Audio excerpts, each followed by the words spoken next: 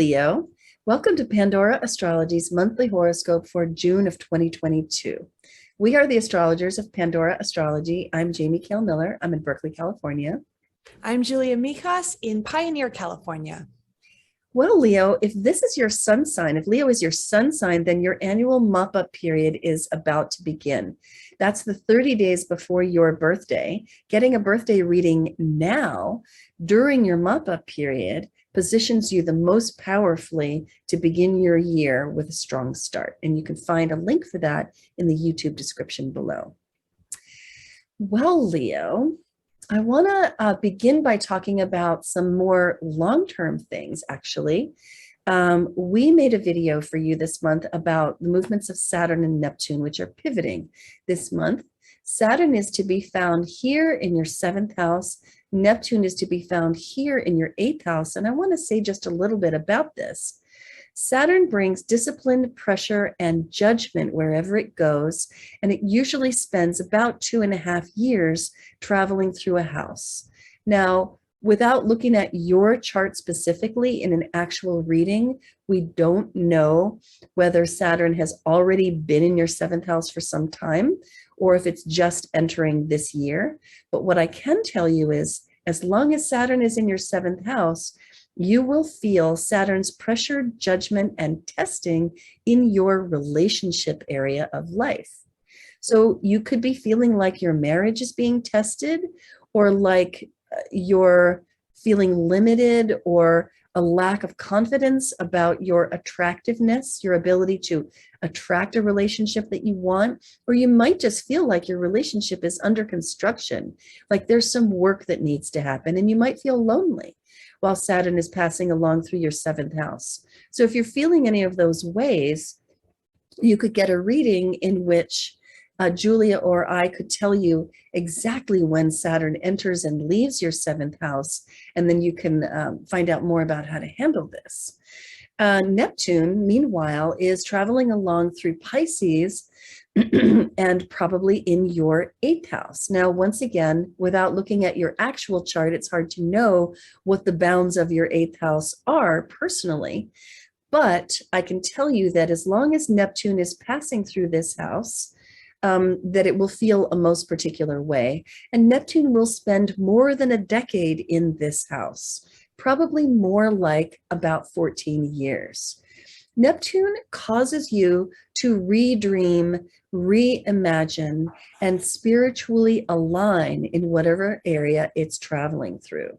Neptune in the 8th house takes you into the deepest, darkest corners of your own psychology to examine what's really going on beneath the surface. So this is a transit that brings up your demons for you to look at, and maybe through the injection of a little bit of compassion and empathy, to be able to bring a deep and spiritual healing to those areas of life that you really kind of don't like to look at very much. So there are some thoughts, and I want to warn you that as long as Neptune is traveling through your 8th house, you might be prone to delusion and confusion in the finances that you share with others. So being ultra clear about what is your participation in your marital finances, or in any finances you share with a business partner, is really, really important during a transit like this. And as I said before, this one lasts usually about 14 years. And you can find out exactly when it began and when it finishes in a reading with Julia or myself. The last thing that I want to mention here, and this I described more in full last month, is that Jupiter has just entered Aries, which is great news. And we said a lot more about it in last month's video, May of 2022. I recommend that you check that out because it's good stuff for you that lasts all year, that I really recommend you know about. So Julia, you've got stuff about Mercury, Venus, and Mars. What's that? Oh, lots of stuff, Leo. First, some good news. Mercury goes direct this month and pretty early on in the month. So, last month, we just went through pretty much a whole retrograde cycle of Mercury. Mercury is the planet of communication and mentation. When it goes retrograde, we tend to get kind of a reversal and a time of review for all things Mercury related. So, Mercury starts the month in Taurus retrograde, but by the 3rd, Mercury is going to turn direct. Now, it's important to also remember there's a shadow period with Mercury. So it's not like right after the 3rd, a switch is switched and the retrograde cycle's over. It takes about a week after that date where it slowly begins to kind of fade away, all of the retrograde squirreliness. But this is all actually happening in your 10th house where Mercury is going to be going direct. So the 10th house is the house of career. It's the house of authority figures. It represents your life direction and your public reputation. It's the most public house in the chart. So there may have been some miscommunications during your career. There may have been also miscommunications with authority figures in your life. But as Mercury turns direct in the 10th house, your mind will be a little bit more focused on your work and things should be moving a little bit more smoothly, especially if you do any Mercury related things at work, where Mercury can represent buying and selling, teaching, writing, media, all those types of things, travel And as well. administration and logistics too. Yes, logistics, and that's actually a very good, any type of assisting as well. Then on June 13th, Mercury is going to pop into your 11th house. And the 11th house is a much more social house. It represents your friends and it represents any groups you're a part of, whether they're social groups, professional groups, all types of, anytime you find yourself in a constellation of people, that's definitely the 11th house. And it can also represent our long-term goals in life. So with Mercury, then from the 13th onward in this house, you might notice that the social tempo kind of picks up in your life. You might be getting lots of phones and communications from your friends, or even if you're part of any groups, they might take on a more prominent role. You might find yourself speaking in front of a group as well with Mercury in the 11th. And your mind might also be very preoccupied with your future goals, strategizing and planning ahead for them. So that's good news on Mercury. It's also important that we talk about Venus because— Oh, wait, Julia, can I throw in, I just want to throw in two thoughts about Mercury. Sure. One of them is that the 11th house is also a house of social media, networking, and social media marketing. And Mercury dipped into this house briefly last month and then retreated to the 10th house. So if you have a business and you tried to initiate a social media marketing campaign last month and then it fizzled, this is really the signal that it's time to start that again because it's going to go much better at this point. That's nice. Yeah. And then the other thought is that Neptune and Saturn and Mercury, we covered all together in a video that is on our monthly forecast page and also on our YouTube channel. And you really might want to check that out too for some more background on this Mercury retrograde. Yeah, a lot of retrograde has been happening around this time period. So that's a pretty important one to keep track of for sure.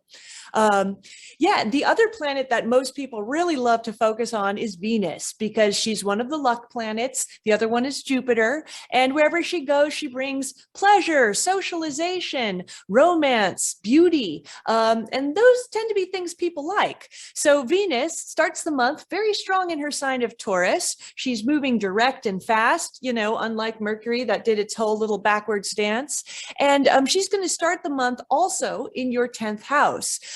So while you may have been having some miscommunications at work, even issues also around social media and all of that nature, Venus in the 10th does tend to kind of add a little extra harmony to the situation too. So that really, I think, is going to help out this Mercury retrograde because Venus tends to get along well with people. So even if you're kind of not on the same page with people you work with, or even your authority figures, generally speaking, there shouldn't be too many tensions. She dissolves the tensions and kind of harmonizes relationships. So that's very nice. And Venus in the 10th house too, if you do anything public, if you have social media accounts, if you're in the public eye in any way, because the 10th house is our reputation.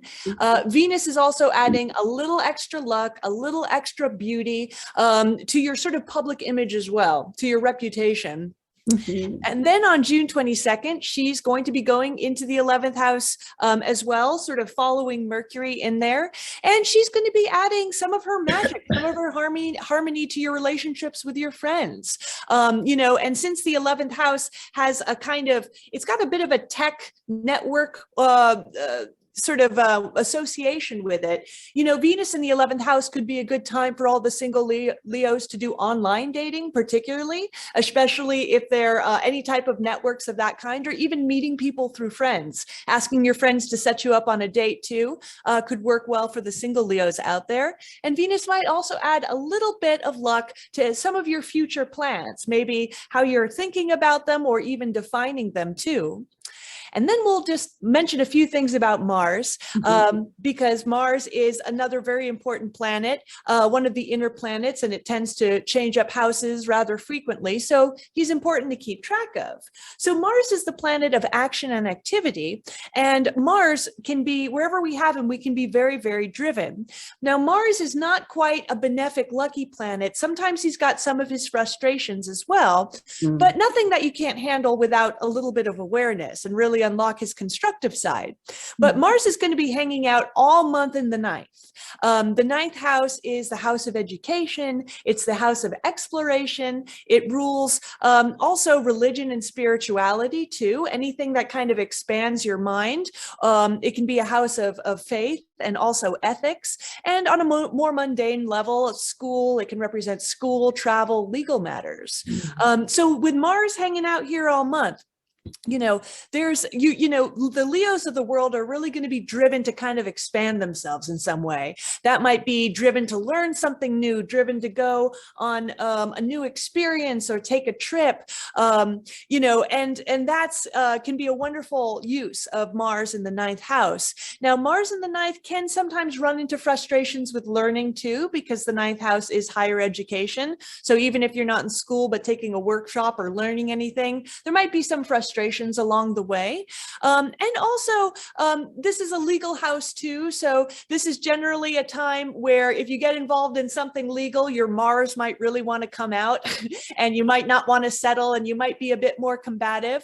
But just having some awareness to that and definitely not adding more fuel to that fire could definitely be something to be aware of with Mars in the ninth for the month. So now I'm going to tell you about the moons. First one is the full moon in Sagittarius right here. It lands in your fifth house of creativity. It's also a house of fun and entertainment, short trips, love affairs, games, game night. And so the full moon there does suggest a theme of partnership. It balances against that sun in Gemini in the 11th house. And then there is a stressful square to Neptune, but also help from Saturn. This one we're calling Avoid Delusion, Head for Intellectual Solid Ground. And this is a moon when we might see a lot of people getting into arguments, where there's, maybe somebody who's like sort of generating a large emotional energy field about some opinions that they're quite entrenched with, and there's a sort of a fog of confusion over the whole proceedings. And I think it's important that you not be that person, because it's not going to make you look very good, and you'll find that other people are bringing logic into the conversation in a way that could really pop your bubble. And so during these conversations, especially when you find them happening out in your circles of friends, and where they feel almost like a personal attack, I think it's really important to embrace logic and be willing to, kind of pull your aura in instead of like trying to dominate the space with your opinions. So that one definitely poses some challenges. Then the second moon that we have happens about 2 weeks later, and it's a new moon in Cancer, and it falls in the 12th house. And new moons are times of rebirth. This particular one has Jupiter involvement. It squares Jupiter right here. Jupiter is traveling along through your ninth house. It's in Aries. It has a very large energy, a little bit bombastic, a little bit overbearing. And in squaring the moon, it brings that energy into this moon. New moons being times for new beginnings. It's a good time for planting seeds that will come to fruition later in the future. And so for this moon, we're calling it Ready to Explode, Seek Sacred Containment. And that's because Vesta is involved in a very harmonious way. And she's very good at delineating sacred space, focusing, channeling, containing the situation. And she brings a great deal of Piscean compassion to help in that effort. So this is another moon where it's really good to kind of reel it in, if you will. Reel in the enthusiasm, reel in the big aura, reel in the the demanding and attention-seeking kinds of behaviors. So I'd say both moons really kind of share that theme. And I also want to talk about the seasonal change that happens right about here as the sun leaves the sign of Gemini and enters the sign of Cancer. And this is probably about, this is the last third of the month, and it's where you're going to see that your mop-up period begins to start. And that is the last 30 days before your actual personal birthday. And it's the best time all year to begin thinking about what you want to be creating for the upcoming year and how you want to become more you in the upcoming year. So as the sun leaves the very social 11th house and moves into your 12th house, it really signals a time of retrospection that comes once a year, a time of looking inward and not really expecting that a lot is going on outside you in a way that could be visible to the people that know you, because really where the action is inside as you begin to let go of the themes of the previous year and see what is emerging as an incoming theme for the new year. And that's really what your birthday reading is all about, is like really distinguishing what that stuff is in a very personal way. All right, well, that's what we have for you today, Leo. Hope you enjoyed it. You can always find your horoscope on our website, pandoraastrology.com. and in the horoscopes tab. And if anything here made you curious about a reading, you can find that in the readings tab on our website. And you can always find your other horoscope too on our website or on our YouTube channel. And if Leo is your sun sign, then you might really be interested in the birthday reading, but you have another sign that would be really good to look up the horoscope of, your rising sign, because the horoscope for your rising sign should work a lot better. So you might want to check that one out as well. And until next time, we'll see you around the cosmos. Bye-bye. Bye.